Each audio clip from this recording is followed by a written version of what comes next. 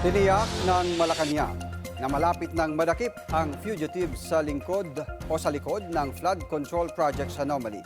Ayon kay Palace Press Officer at Undersecretary Claire Castro, ginagawa na ng gobyerno ang lahat at nakikipag-coordinate na rin sila sa Interpol para malocate ang mga personalidad na dawit sa issue.